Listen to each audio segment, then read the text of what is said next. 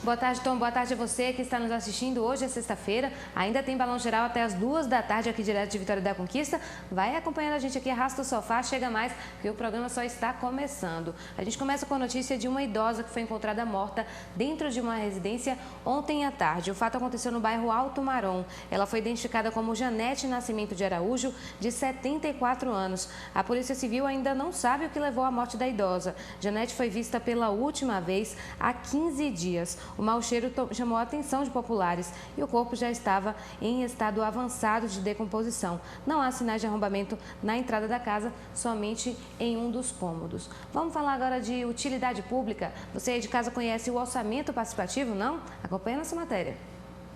Danilo foi eleito delegado do Orçamento Participativo aqui em Vitória da Conquista. Com o cargo, poderá defender demandas da população, além de fiscalizar e acompanhar obras do governo.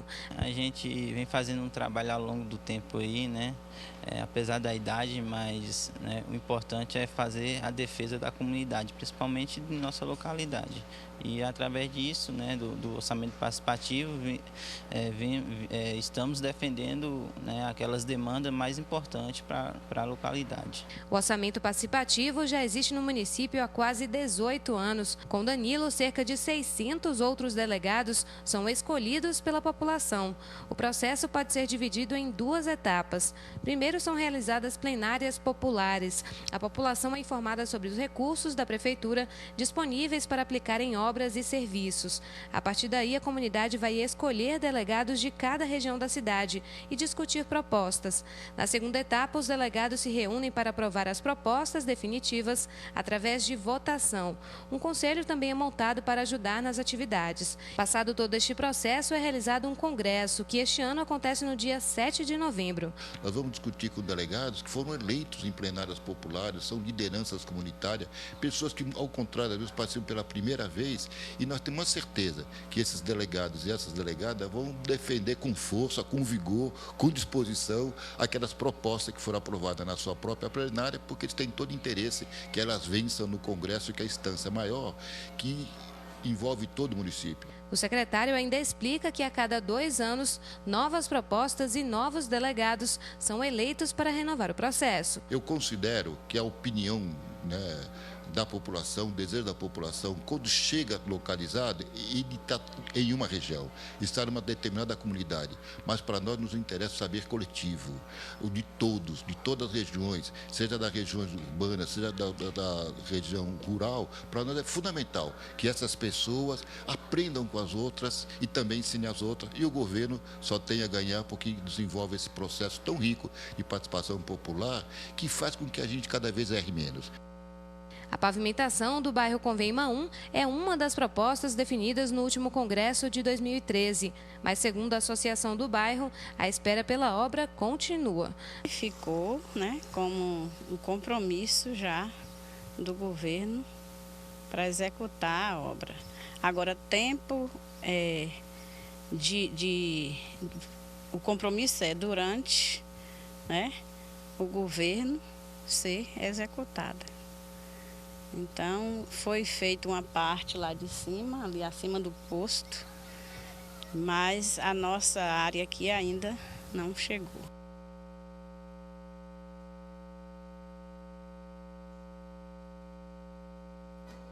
Agora a gente vai para um momento de reflexão com o pastor Marcelo Negrão. Olá, meus amigos, que Deus abençoe a todos, é um prazer muito grande estar aqui com vocês. Eu convido o senhor, a senhora, para um momento de oração, uma reflexão. Você que sofre, você que se encontra desesperado. Vamos falar com Deus. Nosso Deus e Pai, em nome do Senhor Jesus, eu peço por todos os lares, são tantas notícias ruins, tantas coisas, meu Pai, que têm acontecido nos últimos dias, que nós só temos a Ti, meu Pai, para pedir auxílio e pedir ajuda. Abençoa os lares, as famílias, de todo o povo amigo aqui de Vitória da Conquista e região, que a Tua bênção, meu Pai, esteja na vida de todos, que a harmonia do Pai, do Filho e do Espírito Santo ilumine a todos, pois eu os abençoo, na autoridade do nome do Senhor Jesus, sejam todos abençoados, no nome do Pai, do Filho e do Espírito Santo. Graças a Deus. Muito bem, Meu amigo, minha amiga, tenha certeza que Deus já abençoou a sua vida e também a sua família. Se você quer a nossa ajuda, Rua Francisco Santos, número 32, bem no centro de Conquista. Camila, um forte abraço, Deus abençoe, muita luz para você. Deixa eu mandar um abraço aqui para Rafael da Mangalô, para Gil Cariri da Você Vê e para Michele da GTM, pessoal da publicidade que sempre está nos ajudando aí. Olha só, aqui também quem mandou um recadinho para a gente, Daniel Souza Silva de São Paulo, ele disse que nos acompanha sempre pelo Facebook. E olha que legal, um abraço então, o pessoal até de São Paulo, inclusive, acompanha nosso programa, que é tão importante. Um alô também para a Thaís Aguiar, aqui de Conquista, ela também mandou um recadinho pela internet. Vocês estão vendo que o pessoal está participando muito pelo Facebook. Você também pode curtir lá a nossa página e dar a sua sugestão, mandar o seu recadinho. É o Record Conquista, você pode acessar lá no Facebook, muito fácil de encontrar, ela curtir a nossa página, tá? Participar com a gente também. Um alô, deixa eu ver aqui, um abraço especial para o professor Ivan Pedro. Olha só, eu sou fã também desse cara, viu? Um abraço aí para toda a família. E um abraço especial também para a Diala, ele já mandou recadinho, inclusive, outras vezes aqui no programa, mas hoje vale o repeteco porque é aniversário, hein? Parabéns então, Diala, que é de Jequié. Você também que está em Barra do Choça, Itapetinga, Brumado, aqui em toda a região sul e extremo sul do estado, muito obrigada também pela sua audiência. A gente agora vai para um breve intervalo e não sai daí, um instante só.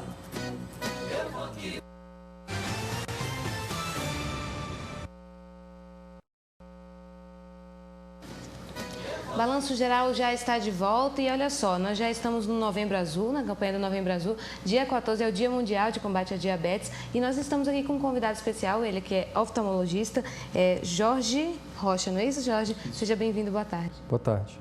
Jorge, aí o pessoal vai falar, o que diabetes tem a ver com oftalmologia? Nossa, tem tudo a ver, na verdade, até porque a diabetes pode ter consequências como a perda da visão. Né? O diabetes é uma doença sistêmica, ou seja, atinge o corpo inteiro e atinge muito o olho.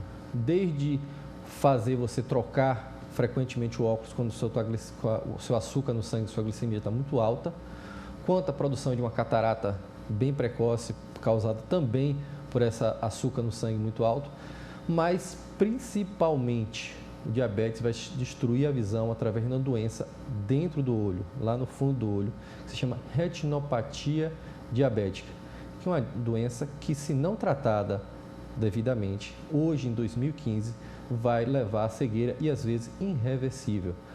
O maior bem do ser humano de enxergar, poder ver as pessoas, trabalhar, dirigir, pode ser destruído pela diabetes. Inclusive, tem uma pesquisa justamente que foi feita em várias regiões do Brasil para falar um pouquinho sobre esse assunto, né? Eu sou diretor da Sociedade Brasileira de Retina in Vitro, eu coordenei uma pesquisa que acabamos agora com 932 pacientes nas 5 regiões do Brasil para ter consciência de como a população brasileira entende o diabetes dentro do olho. E notamos que, ao resultado da pesquisa, 70% das pessoas diabéticas no Brasil não sabem que o diabetes atinge o olho e causa uma doença chamada retinopatia diabética, uma doença gravíssima. E que dessas pessoas, 60% também não sabem nem que diabetes pode causar cegueira.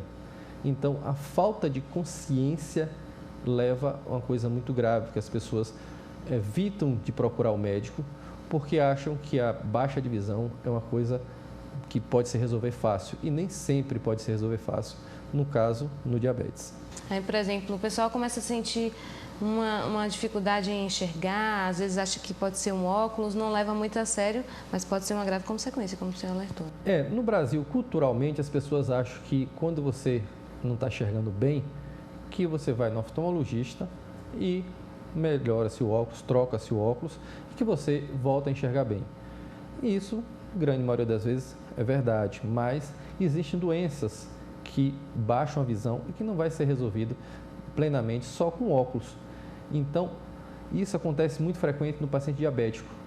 Ele começa a ter a doença que a gente chama de retinopatia diabética, que é uma doença grave dentro do olho, e que ele começa a baixar a visão e às vezes ele não procura o oftalmologista logo, simplesmente porque acha que no dia que tiver tempo, ele vai trocar o óculos dele e vai voltar à visão normal. Mas isso nem sempre acontece, porque a retinopatia diabética vai fazer você perder a visão cada dia mais. E se você demorar muito, nem sempre a gente consegue tratar o suficiente para que você restitua 100% sua visão. Eu vou reforçar esse dado da pesquisa, porque vale a pena dizer. Aqui diz, olha, que 60% dos pacientes tipo 2 não sabem sequer que o diabetes pode causar perda de visão. Esse tipo 2, apesar de não ser o mais grave, é o mais comum, então preocupa mais ainda, porque a gente vê que a maioria realmente não sabe, né? O fato do diabético tipo 2, ele não reconhecer a doença é uma coisa muito grave, porque é uma grande massa da população diabético, cerca de 85%, ele é diabético tipo 2.